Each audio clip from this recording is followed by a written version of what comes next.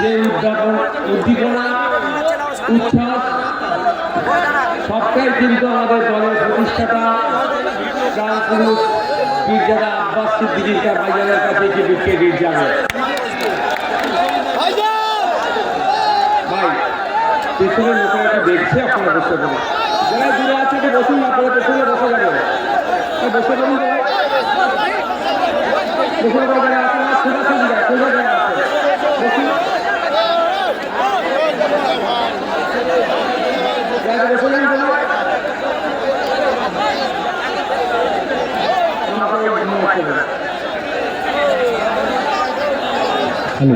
আমার সোজাসুজি যারা আওয়াজ যাচ্ছে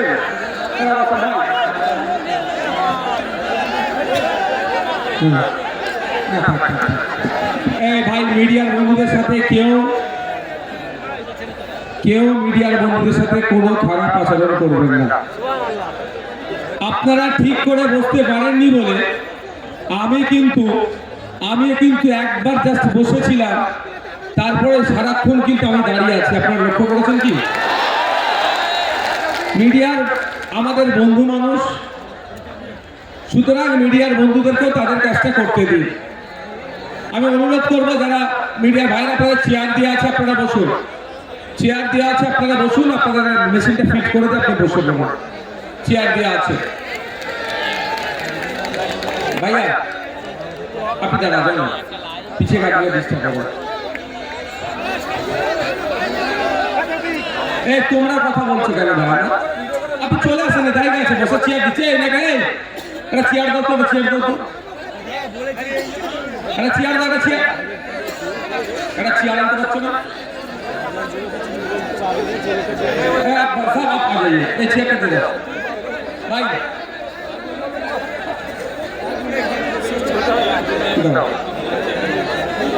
এ ভাই আপনার হয়েছে, আপনি বসুন না। আমি 10 মিনিট টাইম নেব আপনাদের কাছে, কারো অসুবিধা আছে? 10 মিনিট ধৈর্য ধরতে পারবেন তো? আমার পূর্বেকার বক্তারা আজকের এই অধিকার মহাসমাবেশ নিয়ে তাদের জ্ঞানগর্ব আলোচনা করেছেন। কেন আজকে আমরা শহীদ মিনারের ময়দানে এসে উপস্থিত হয়েছি আমাদের অধিকারের জন্য, সেই বিষয়ে তারা দীর্ঘক্ষণ চর্চা করেছে। আমি আপনাদের কিঞ্চিত বলবো, সাথে 2026-এর বার্তা আমরা দেব যে আগামী নির্বাচনে আমরা কি চাইছি, কি করতে চাইছি, সেটা এখানে যেটা হাজার হাজার মানুষ উপস্থিত হয়েছেন এই বার্তা নিয়ে গিয়ে পাড়াতে পাড়াতে, মহল্লাতে মহল্লাতে, বুথে বুথে, চায়ের দোকান থেকে শুরু করে পাড়ার রোকে যে যেখানে, খেলার ময়দানে যে যেখানে থাকেন, এই বার্তাটা আমাদের পৌঁছে দিতে হবে। আইএসএফ এর বার্তাকে আমাদের আইএসএফ এর লক্ষ্য উদ্দেশ্য কি? আইএসএফ এর লক্ষ্য উদ্দেশ্য হচ্ছে যে সমাজ ব্যবস্থার পরিবর্তন করতে হবে। এক মফস্বল এলাকার মানুষ, সুন্দরবনের মানুষ, দার্জিলিং এর মানুষ, দিনাজপুরের মানুষ, মালদার মানুষ, বাঁকুড়ার মানুষ, বীরভূমের মানুষ, হুগলির প্রত্যন্ত গ্রামের একটি মানুষ কেন ট্রিটমেন্ট করতে গিয়ে কলকাতার সরকারি হসপিটালের দ্বারস্থ হতে হবে? Indian secular front alternative politics provide করছে, ইন্ডিয়ান সেকুলার ফ্রন্ট কল দিচ্ছে 2026 সালে যদি আমাদেরকে আপনারা সরকারে নিয়ে আসেন, আমরা এই 5 বছর একটা সরকারের সময় পাই, 5 বছর 5টা জেলাতে আমরা কলকাতার পিজি, এনআরএস, আরজি করের মতো স্টার হসপিটাল আমরা বানিয়ে দেব। তাহলে গ্রামের মানুষকে আর শহরে উপস্থিত হতে হবে না। আমরা কল দিচ্ছি আপনাদের। আজকে দেখলে দেখা যাবে শিক্ষা ব্যবস্থা তলানিতে চলে যাচ্ছে। 2012 থেকে 2024 এই সমকালে পশ্চিম বাংলায় প্রায় 25,000 প্রাইমারি স্কুল বন্ধ হয়ে গিয়েছে।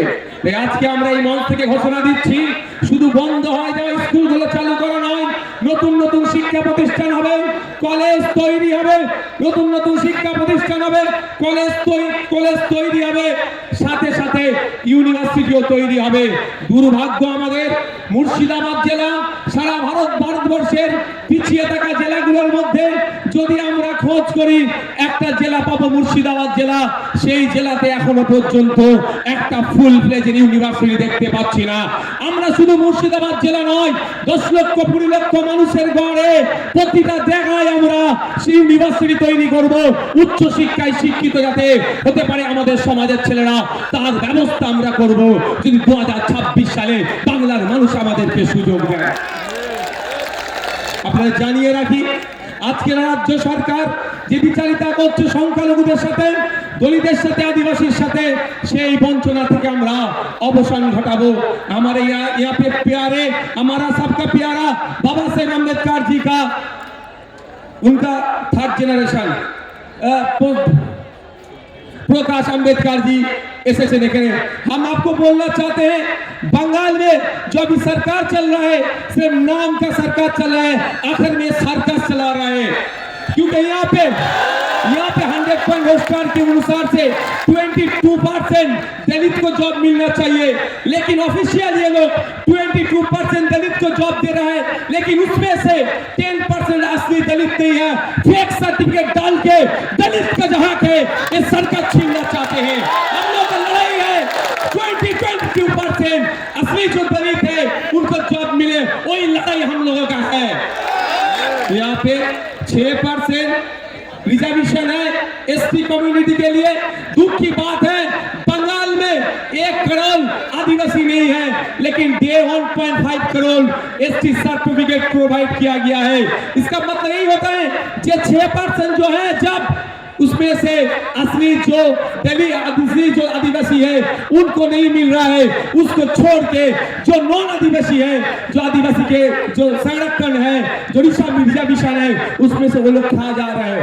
तो हमारा मंच इस दिन आज यहाँ से ऐलान करना चाहते हैं, अगर हम लोग सत्ते में आएंगे 22% जो दलित के लिए जॉब है रिजर्वेशन उनको सही से मिलेगा, 6% जो आदिवासी के हैं वो मिलेगा। साथ में रंगनाथ मिश्रा जी का जो कमीशन है, बैकवर्ड क्लास का जो माइनॉरिटी मुस्लिम है उनका जो 10% देने के लिए बोला है, आप लोग देंगे। 100টা চাকরি হলে 10টা অনগ্রসর মুসলমান চাকরি পাবে, 22টা দলিত চাকরি পাবে, 6 জন আদিবাসী পাবে প্রকৃত। এর ব্যবস্থা আমরা করব যদি 2026 সালে আমাদেরকে নিয়ে আসা হয়, আমরা করব। আমরা এই মঞ্চ থেকে কি বলছি, আমাদের অধিকার পরিযায়ী শ্রমিকের অধিকার।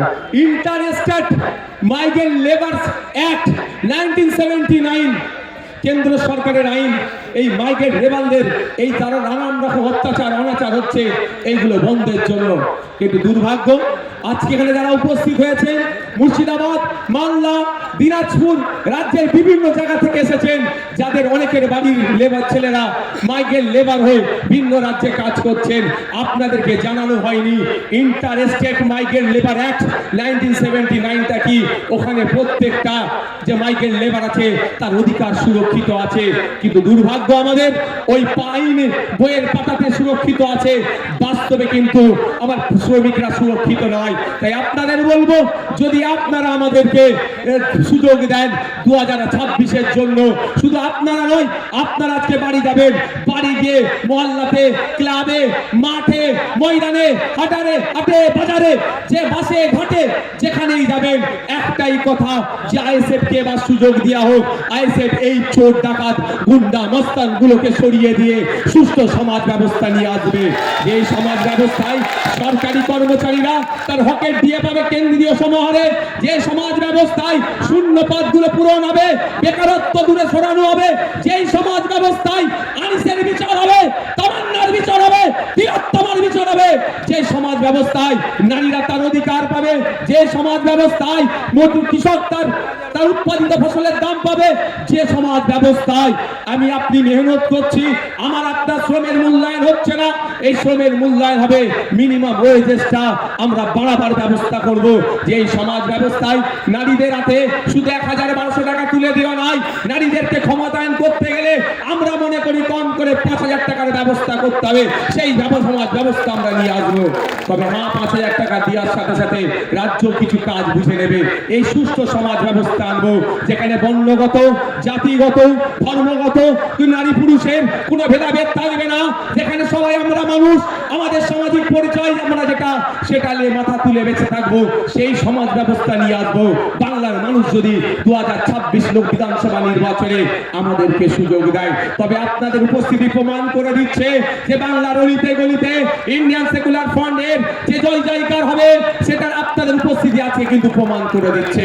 আপনারা মাঠে যারা আছেন, আপনারা হয়তো বাইরে যেতে পারছেন না, আমি তো একটার পরে এখানে এসেছি, আমি বাইরের অবস্থাটা একটু ঘুরে ঘুরে দেখছিলাম। আপনারা এখানে যে রকম মানুষ আছেন এর কয়েক গুণ বেশি মানুষ বাইরে শুধু ঘুরছে, জায়গা পাচ্ছে না বলে। আপনাদের ঘোষণা অনুযায়ী আমি গত বছর ঘোষণা দিয়েছিলাম, আমরা বলেছিলাম আমরা চেষ্টা করব কলকাতায় ব্রিগেডে করা, কিন্তু আমরা যখন অ্যাপ্লিকেশন করেছি আমাদেরকে জানানো হয়েছে এই সময় এই আর্মিদের কোনো একটা ট্রেনিং চলছে, সেই মার্চ মাস পর্যন্ত ব্রিগেড ময়দান দেওয়া যাবে না, সুতরাং আমরা সেখানে বুক করতে পারিনি, ফলে আমরা এখানে বুক করেছি। তবে আপনারা সাথ দিলে শুধু ভাঙড় থেকে নয়, রাজ্যের বিভিন্ন প্রান্ত থেকে 2026 বিধানসভায় ডবল ডিজিটের বিধায়ক ইন্ডিয়ান সেকুলার ফ্রন্ট পাচ্ছে। তারপরে আমরা আশা করব এবার আর্মিদের ট্রেনিং কখন আছে সেটাও প্রয়োজনে দেখে নেব, তার ট্রেনিং এর ফাঁকে বা ট্রেনিং এর পরেই আপনাদের সাথ নিয়ে আবার আপনাদেরকে নিয়ে কলকাতায় আমরা ব্রিগেড ময়দান ভরাবো অধিকারের জন্য। বন্ধুগণ, আজকের এই অধিকার সবাই বিভিন্ন বিষয় ছিল, অনেকে চর্চা করেছে, আমি টু দা পয়েন্ট এসআইআর নিয়ে একটু বলতে চাই। আপনারা কারা শুনতে চান একটু হাত তুলে রাখেন তো, এটা হাতটা তুলে রাখুন, হাতটা একটু তুলে রাখবেন, অসুবিধা হচ্ছে না দেখানো, অসুবিধা হচ্ছে না তো? ইভিএম মেশিনের সামনে গিয়ে খাম চিহ্নটা দেখব, আর যেখানে খাম চিহ্ন থাকবে না আমাদের নেতৃত্বরা যেটা বলবেন সেখানে আমরা অন্য কোনো বুদামে হাত দেওয়ার দরকার নাই। আমি এসআইআর নিয়ে গুটি কয়েক কথা বলবো বলে আমি বক্তব্য শেষ করে দেবো। আমি কথা দিয়েছিলাম শীতকালের বেলা সকাল সকাল আসুন, সকাল সকাল ছেড়ে দেবো, কথা দিয়েছিলাম তো। আমি আপনাদের এসআইআর নিয়ে বলছি, এই একদম মাথায় ঢুকিয়ে নিন, এই এসআইআর যে সমস্যা তৈরি হয়েছে, এই সমস্যা তৈরির পেছনে দুটো রাজনৈতিক দল সম্পূর্ণভাবে দায়ী। তৃণমূল বিজেপি মিলে এসআইআর নামক সমস্যাটাকে তৈরি করছে ইলেকশন কমিশন অফ ইন্ডিয়াকে সামনে রেখে। তাই আমাদের যেভাবে অহেতুক হয়রানি পেরেশানি করা হচ্ছে এর জবাব আমরা ইভিএম মেশিনে গিয়ে এই তৃণমূল আর বিজেপির বিরুদ্ধে আমরা দিয়ে দেব। আমি প্রমাণ দেব আপনাদের, প্রমাণ ছাড়া আমি কথা বলি না, আমি প্রমাণ দিয়ে দেবো একটা একটা করে। যদি আপনাদের শোনার এনার্জি থাকে আমি তাহলে শোনাবো। এনার্জি আছে তো ভাই? আমি শুনাবো। একটু পোলটা খোলা দরকার। সাপ হয়ে কামড়াচ্ছে আর ওজা হয়ে ঝাড়ার চেষ্টা করছে। সাপকেও ধরতে হবে আর কামড়ানোতে আসার আগে তাকে ধরে নিতে হবে। আপনাদের নবী বলে রাখি, 2021-এ নির্বাচন পার হয়েছিল সিএ এনআরসির ভয় দেখিয়ে, সিএ এনআরসি করে দেশ থেকে তাড়িয়ে দেবে।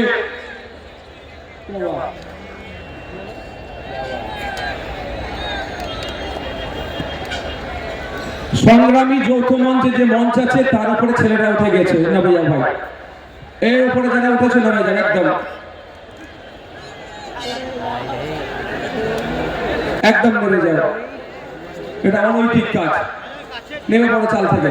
শোনেন ভাই, এদিকে দেখান, 2021 সালে নির্বাচন কি দেখিয়ে পার হয়েছিল? বিজেপি বলেছিল এসআইআর করে তাড়িয়ে দেবো, এই বিজেপি বলেছে এনআরসি সিএ করে তাড়িয়ে দেবো।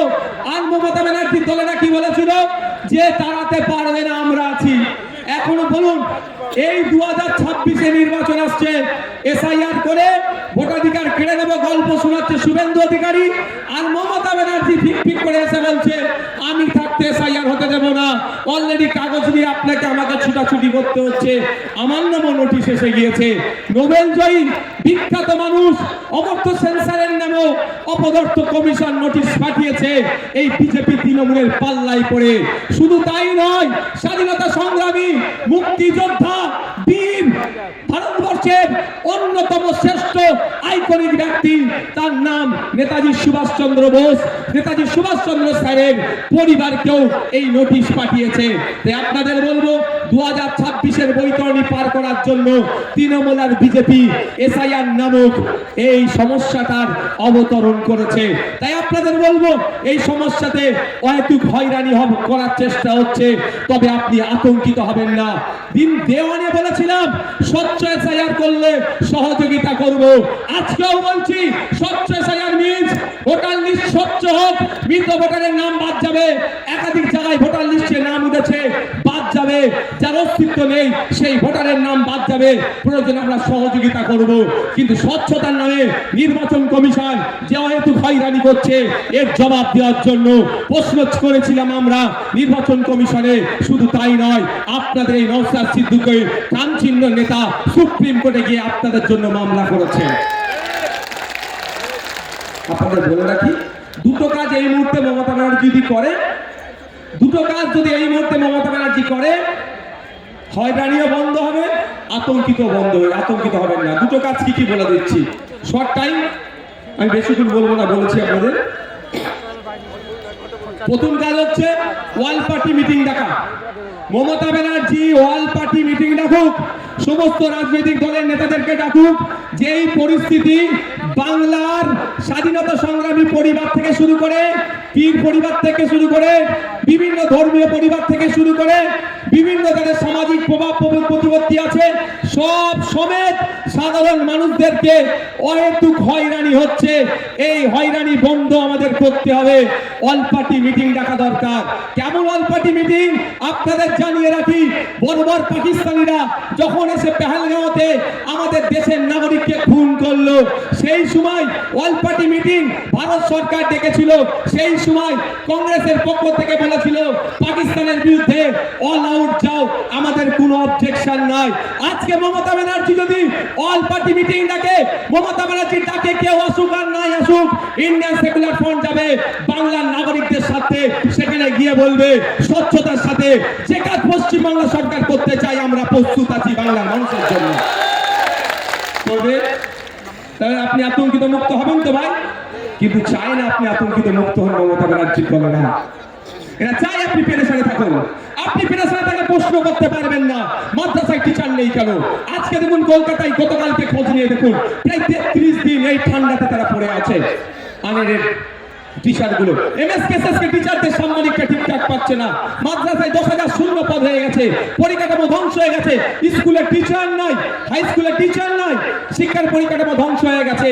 আপনি এটা প্রশ্ন করবেন না এসআইআর কাগজ নিয়ে ছুটাছুটি করবেন? এই ছুটাছুটি করার জন্য আপনাকে এই পদক্ষেপগুলো গ্রহণ করছে না। দ্বিতীয় হচ্ছে বিধানসভায় নিন্দা প্রস্তাব পাস করানো হোক। বিধানসভায় নিন্দা প্রস্তাব পাস করানো হোক। যেভাবে অহেতুক হয়রানি করা হচ্ছে এটা অত্যন্ত নিন্দাজনক কাজ। সেখানে নিন্দা প্রস্তাব পাস করানো হোক, সেই নিন্দা প্রস্তাবের কপিটা ইলেকশন কমিশন অফ ইন্ডিয়াকে দিক, আর যে সরকার একটা মামলা করুক সেই মামলাতে কপিটা অ্যাটাচ করে দিক। নিশ্চিতভাবে সুপ্রিম কোর্ট এটার প্রতি বিবেচনা করবে, কারণ বিধানসভার মধ্যে নিন্দা প্রস্তাব পাস করানো মানে পুরো পশ্চিম বাংলার মানুষ এটাকে নিন্দা করছে, এই অহেতুক হয়রানিকে। এটা করবে মমতা ব্যানার্জি সরকার? আওয়াজ দিন একটু। কেন করবে না? পেরেশান তো হচ্ছে দলিত, সব থেকে বেশি পেরেশানি হচ্ছে মুসলমান, তারপরে দলিত, তারপরে আদিবাসী। তাই মুসলমানকে তো বড় মানুষ মনে করে না, শুধু ভোটার মনে করে, আর ক্যাপটিভ ভোট ব্যাংক হিসাবে রাখতে চায়। তাই আপনাদের বলবো দিকে দিকে আওয়াজ তুলতে হবে, বলতে হবে ইমিডিয়েট পশ্চিমবাংলা সরকারকে এ দুটো কাজ করা দরকার। এক, অল পার্টি মিটিং রাখা, দ্বিতীয় হচ্ছে বিধানসভায় নিন্দা প্রস্তাব পাস করানো। এরপরও আপনাদের বলছি আমার উপরে কেন এদের রাগ বুঝতে পেরেছেন? ৭৭টাকে নিয়ে কিছু নয়, নওশাদকেই হারাতে হবে। কারণ আমি তো এদের পয়েন্টে পয়েন্টে এদের ভুলগুলো ধরিয়ে দিই, ওই জন্য ওদের জয়েন্টে জয়েন্টে ব্যথাটা করে যায়। আমি তো বলছি আপনাকে, দেখবেন যাদের বাড়ি ফোন গেছে, ফর্মের সাথে আর একটা এক্সট্রা এই হিয়ারিং এর নোটিশ গেছে, হিয়ারিং এর নোটিশের সাথে আর একটা কাগজ গিয়েছে। সেই হিয়ারিং এর নোটিশের সাথে একটা যে কাগজ গিয়েছে সেখানে 13টা ডকুমেন্টসের কথা বলা হচ্ছে। যাদেরকে হিয়ারিং এ ডাকা হচ্ছে, এই 13টা ডকুমেন্টসের মধ্যে কোনো একটা ডকুমেন্ট সাবমিট করলে তার হিয়ারিংটা সে পজিটিভ হয়ে যাবে, অর্থাৎ তার অসুবিধা হবে না, এটা বলছো তো? আচ্ছা, আমরা এই এসআইআর নিয়ে এত দুটো মেনলি সমস্যার সম্মুখীন হতে হচ্ছে আমাদের। একটা, টাইম লস হচ্ছে, দাঁড়াতে হচ্ছে, অব্যবস্থা। ওখানে এই গেটের ওখান থেকে সরে যাও, এই গেটের ওখান থেকে সরে যাও, গেট থেকে সরে যাও, দেখতে পাচ্ছেন? এই সবার উপরে উঠে বসুন, নিচে বসুন, বসুন। দুটো জিনিস হচ্ছে তো ভাই। একটা কি, আমার অযথা টাইম দিতে হচ্ছে, ওখানে অব্যবস্থা, ওখানে ঠিকঠাক ব্যবস্থা আমরা পাচ্ছি না, ঘন্টার পর ঘন্টা লাইনে গিয়ে দাঁড়াতে হচ্ছে। দ্বিতীয় হচ্ছে আমি আতঙ্কিত, তাই তো ভাই, যে আমার কি হবে। কিন্তু এই 13টা ডকুমেন্টসের মধ্যে যদি কারো একটা ডকুমেন্টস থাকে সে আতঙ্ক মুক্ত। আমি ঠিক কথা বলছি তো ভাই? আমি ভাই আতঙ্কিত নই আমার কোনো নোটিশ পাঠিয়েছে বলে। কেন বলুন তো? আর্টিকেল 326 আমার ভোটদানের স্বাধীনতা। 18 বছরের ঊর্ধ্বে হলে আমি ভোট দিতে পারবো, আমি ভারতীয় নাগরিক। আমার এটা কেউ কেড়ে নিতে পারবে না। কারো আশীর্বাদে যেমন কেউ অন্যায়ভাবে রাখতে পারবে না, কারো অভিশাপে কেউ অন্যায়ভাবে কেড়ে নিতে পারবে না। যাক, আমি আপনাদের বলি, এই নোটিশের 6 নম্বর পয়েন্টে দেখুন কি লেখা আছে। 6 নম্বর বলা হচ্ছে, রাজ্যের উপযুক্ত কর্তৃপক্ষ প্রদত্ত স্থায়ী বসবাসের প্রমাণপত্র বা শংসাপত্র, অর্থাৎ পশ্চিমবাংলা সরকার তার কর্তৃপক্ষকে দিয়ে আপনার হাতে যদি রেসিডেন্স সার্টিফিকেট তুলে দেয়, তাহলে আপনি হিয়ারিং এর নোটিশে গিয়ে ওটা দিলেই আপনি হিয়ারিং, আপনার কোনো চিন্তার কারণ থাকবে না। কিন্তু সরকার একবারে এটা দেবে বলেছে, একবারও বলেছে যে তোমরা হয়রানি হয়ে না, তোমরা আতঙ্কিত হয়ে না, আমি তোমাদের সরকার, যে আমি তোমাদের ব্যবস্থা করে দেবো। তাই আপনাদের বলি, আপনারা 2021 সালে অনেকে ভাঙড় ছাড়া, অনেকে কি হবে না হবে ভেবে ভোট দিবার ইচ্ছা গেলেও ভোট দেননি। কিন্তু আপনাদের বলছি, আজকে যদি এটা সংযুক্ত মোর্চার সরকার চলতো তাহলে এই হয়রানি হতো না। তারপরেও যদি হয়রানি করার চেষ্টা করতো, আমরা বাড়িতে বাড়িতে এই রেসিডেন্স সার্টিফিকেটটা তৈরি করে পৌঁছে দিতাম। বাড়িতে থাকো, তোমার বাড়িতে আমরা কাগজ পৌঁছে দেবো। রাজ্য সরকার চাইলে যেভাবে দুয়ারে সরকার করছে, সেরকম বাড়িতে সরকার পৌঁছে দিতে পারতো। খামে ভরে এনাও তোমার রেসিডেন্স সার্টিফিকেট, যাও তুমি গিয়ে হিয়ারিং এর টেবিলে দাও, তোমার হিয়ারিং পাস হয়ে যাবে, তোমার ভয় নেই।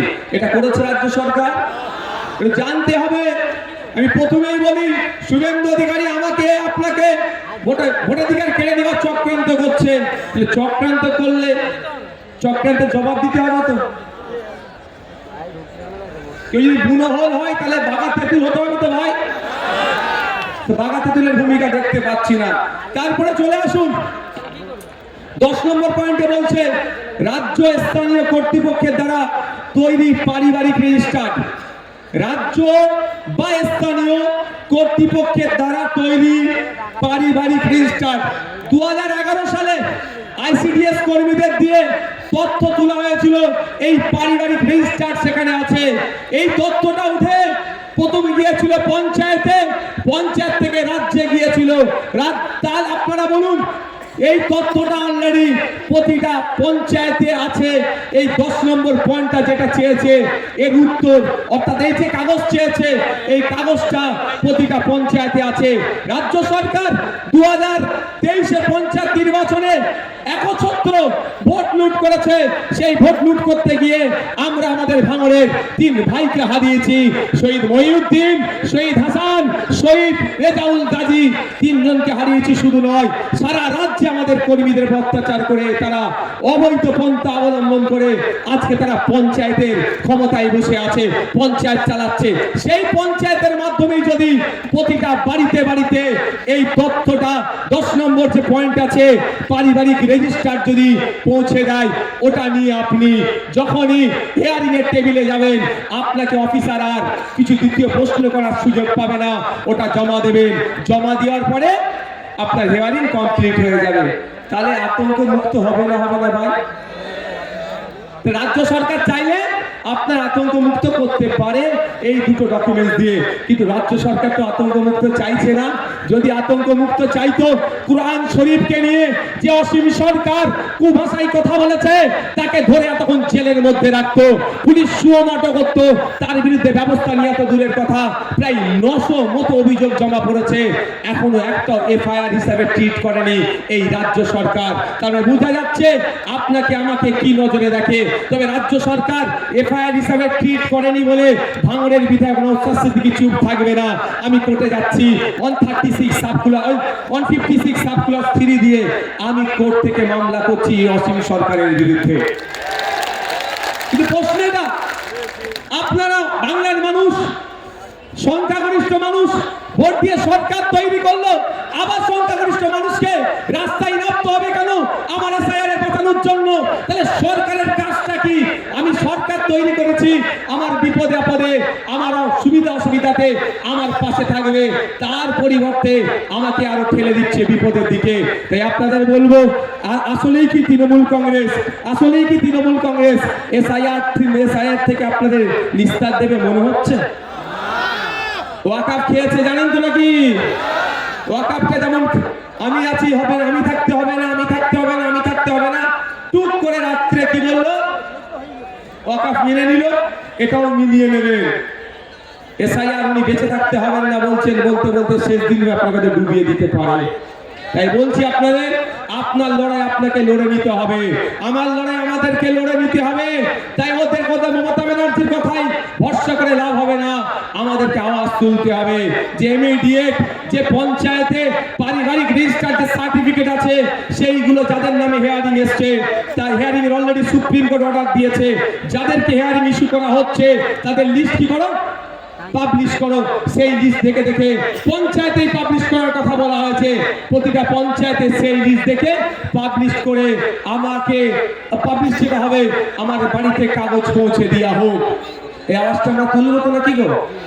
তুলতে হবে তো নাকি? ঝিম মেরে গেলে হবে? আর 5 মিনিট বলবো, অসুবিধা আছে? আর এনার্জি আছে? কাদের এনার্জি আছে আর একবার দেখি তো। এনার্জি আছে তো? ফুল এনার্জি আছে? আর 5 মিনিট বলবো। মমতা ব্যানার্জি এই মুহূর্তে পশ্চিমবাংলার মুসলমানদেরকে সব থেকে বড় যে অভিশাপটা দিয়েছে তার নাম হচ্ছে ওবিসি নতুন সার্টিফিকেট। মমতা ব্যানার্জি প্রতিনিয়ত, তার দল বাঁচছেনি, প্রতিনিয়ত মুসলমান দলিত আদিবাসীদেরকে এক একটা করে অভিশাপ উপহার দেয়। তাই মুসলমান এখন সব থেকে বড় অভিশাপ যেটা পেয়েছে সেটার নাম হচ্ছে ওবিসি সার্টিফিকেট। এই ওবিসি সার্টিফিকেট নামটা আসতে থাকবে, ছিঁড়ে ফেলে দেওয়া, বাড়িতে রেখে দেওয়া আর সার্টিফিকেট রাখা একই হবে। কারণ কলে কৌশলে মুসলমানদের শুধু নাম কষ্টে সার্টিফিকেটটা রাখতে চাইছে। যেভাবে মেসিকে দেখতে আসলো, টিকিট কাটলো, বাড়িতে ঢুকলো, তারপরে কি হলো, সোজা স্টেডিয়ামে ঢুকলো, মেসিকে দেখতে পেল না। আপনার হাতে সার্টিফিকেট থাকবে, ফর্ম ফিল আপ করবেন, পরীক্ষায় বসবেন, রিটেনে পাস করবেন, ভাইভাতে গিয়ে ভাইবার পরে যখন লিস্ট বার হবে আপনি সংরক্ষিত কোটায় আর চাকরি পাবেন না। এই গ্যারাকলটা মমতা ব্যানার্জি সরকার করেছে, তৃণমূলের সরকার করেছে। তাই আপনাদের বলবো, এর বিরুদ্ধে আমাদের লড়াই করতে হবে। আমাদের লড়াই ফেক এসটি সার্টিফিকেটের বিরুদ্ধে। প্রকৃত যিনি দলিত সে চাকরি পাচ্ছে না, প্রকৃত যিনি আদিবাসী সে চাকরি পাচ্ছে না, প্রকৃত যে অনগ্রসর শ্রেণীর মুসলমান সে চাকরি পাচ্ছে না। এর বিরুদ্ধে আমাদের লড়াই। যারা প্রকৃত অর্থে চাকরির প্রয়োজন, উচ্চ শিক্ষায় সংরক্ষণের প্রয়োজন, তাদেরকে ক্ষমতায় নিয়ে আসতে হবে। তাই আপনাদের বার্তা দিচ্ছি, আপনারা যদি আমাদের সুযোগ দেন আমরা নিয়ে আসবো। তবে একটা কথা বলি, মমতা ব্যানার্জির বিশ্বাস হচ্ছে না আমার, তিনি এসআইআর এর বিরুদ্ধে সত্যিকারের লড়াই করবেন। বাসন্তীতে হেয়ারিং এর পরে আপনার রিসিপ্ট দিচ্ছিল না, আমাদের কর্মীরা গিয়ে আন্দোলন করে রিসিপ্ট যখন দেওয়ালো তার কিছুক্ষণের মধ্যে পুলিশকে পাঠিয়ে তৃণমূলের নেতা এসে আমাদের কর্মীদের ওখান থেকে সরিয়ে দিল। এটা মানে কি? রিসিপ্ট দেওয়া তো ভালো কথা, তারপরে খবর পেলাম আর রিসিপ্ট দিচ্ছে না। তাহলে এই যে চক্রান্ত বিজেপি করছে, সেই চক্রান্তের সাথে কিন্তু তৃণমূল একইভাবে যুক্ত আছে। তাই এই চক্রান্তের জবাব আমাদেরকে গণতান্ত্রিক প্রক্রিয়া দিতে হবে। গতকালকে দেখছিলাম সিপিএম এর এক সিনিয়র লিডারের মেরে মুক্ত ছাটিয়ে দিয়েছে। অভিযোগটা কি, তার অপরাধটা কি, যে এসআইআর এর নামে যে অহেতুক নাগরিক হয়রানি হচ্ছে এর বন্ধের জন্য ডেপুটেশন দিতে গিয়েছিল। তাহলে নাগরিক হয়রানি বন্ধের জন্য ডেপুটেশন দিলে যদি অহেতুক পেরেশানি করে, এই তৃণমূল যদি আক্রমণ করে, প্রকৃত অর্থে তৃণমূল কি এর বিরুদ্ধে আছে? আজকের প্রোগ্রাম আমরা এবার একদম শেষের দিকে এসেছি, আমরা শেষ করব। শেষ করতে আগে আপনারা আস্তে আস্তে বিদায় নেন, যেতে যেতে মাইকের আওয়াজ পাবেন।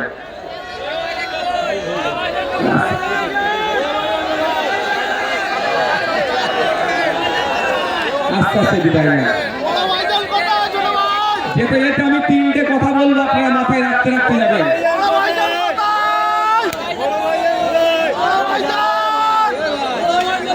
তিনটে কথা বলবো, মাথায় রাখতে রাখতে যাবেন। প্রথম কথা, আমি আবারও বলছি, প্রতিটা স্টেজ থেকে বলছি, আজকেও বলছি, আপনার ছেলে মেয়েগুলোকে উচ্চশিক্ষায় শিক্ষিত করুন। বাইক ইধার থেকে ইধার নেই,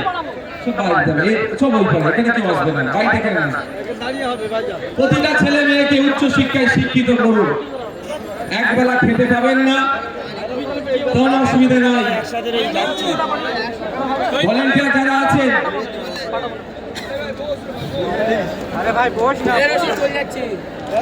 উচ্চশিক্ষায় শিক্ষিত করুন। দ্বিতীয় কথা, ভাই শুনো না, এর মধ্যে কোনো ইন্টারভিউ দেবো না। দ্বিতীয় কথা, রাজনৈতিক সৌজন্যতা বজায় রাখবেন। রাজনীতির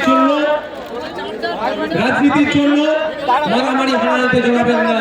তৃতীয় কথা, ল অ্যান্ড অর্ডার হাতে তুলে নেবেন না। Law and order situation create হোক, এই কাজ করবেন না। প্রশাসনকে আপনারা সহযোগিতা করবেন। আর একটা কথা বলবো, আপনারা কি শুনতে প্রস্তুত আছেন? হাত তুলুন তো, যারা শুনবেন। একটা চ্যালেঞ্জ এখান থেকে দিয়ে রাখছি, তৃণমূলের বন্ধুরা আইএসএফ এর সাথে রাজনৈতিক ভাবে পেরে উঠতে পারছে না। আইএসএফ এর বিশ্বজিৎ দা, শামসুল আলী মল্লিক, তাপস দা, নাসিরউদ্দিন মীর সাহেব থেকে শুরু করে, লক্ষ্মীকান্ত হাসদা থেকে শুরু করে, কুতুব ভাই থেকে শুরু করে, আর জামির ভাই থেকে শুরু করে, সাবির দা থেকে শুরু করে, যে নেতৃত্ব আছে এবং বুথ লেভেল পর্যন্ত যে নেতৃত্বরা আছে, তাদের সাথে চুক্তি করতে পেরে উঠতে পারছে না। তারা বলছে যে ভোট কেটে নাকি বিজেপির সুবিধা হবে। আজকের এই শহীদ মিনার ময়দান থেকে তৃণমূলের সুপ্রিমোকে চ্যালেঞ্জ দিচ্ছি, একটা এগ্রিমেন্ট হোক, যে এগ্রিমেন্টে পিরজাদা আব্বাস সিদ্দিকী আইএসএফ এর প্রতিষ্ঠাতা সই করবে, আর তৃণমূলের প্রতিষ্ঠাতা সম্মানীয় মাননীয় মমতা ব্যানার্জি সই করবে। সেখানে আব্বাস ভাইজান লিখবেন, আইএসএফ যেখানে যেখানে প্রার্থী দেবে, ভোট কেটে যদি বিজেপি আসে, তার দায়ভার আইএসএফ নেবে, তৃণমূল যা শাস্তি দেবে মাথা পেতে মেনে নেবে। আর সে এগ্রিমেন্ট পেপারে মমতা ব্যানার্জিকে লিখে সই করতে হবে, তৃণমূল যেখানে যেখানে প্রার্থী দেবে, ভোট কেটে যদি বিজেপি আসে, তার দায়ভার তৃণমূলের উপরে বর্তাবে। আর আইএসএফ যা শাস্তি দেবে গণতান্ত্রিক প্রক্রিয়ায় তৃণমূলকে মেনে নিতে হবে। এই চ্যালেঞ্জটা আজকে শহীদ মিনার ময়দান থেকে দিয়ে রাখলাম। তাহলে বোঝা যাবে বিজেপিকে আটকানোর জন্য কে কারা ফোরফ্রন্টে এসে এই কেসে লড়াই করছে। আমরা আদর্শগত বিজেপি এবং আরএসএস এর বিরুদ্ধে আমাদের পূর্বেকার বক্তা শ্রদ্ধেয় সম্মানীয় বাবা সাহেব আম্বেদকরের নাতি যে কথা বলেছেন, একদম আমরা আদর্শগতভাবে বিজেপি আরএসএস এর বিরুদ্ধে গণতান্ত্রিক প্রক্রিয়া আমরা লড়াই সংগ্রাম চালিয়ে রাখবো। কিন্তু বাংলাতে এই বিজেপিকে যারা জায়গা করে দিচ্ছে, যেই তৃণমূল ফ্রন্টে এসে লড়াই করছে, তাদের বিরুদ্ধেও কোনো অংশে লড়াই জারি কম আমরা রাখবো না। ধন্যবাদ সকলকে, আস্তে আস্তে বিদায় নিয়ে আপনারা অনুরোধ করবো যে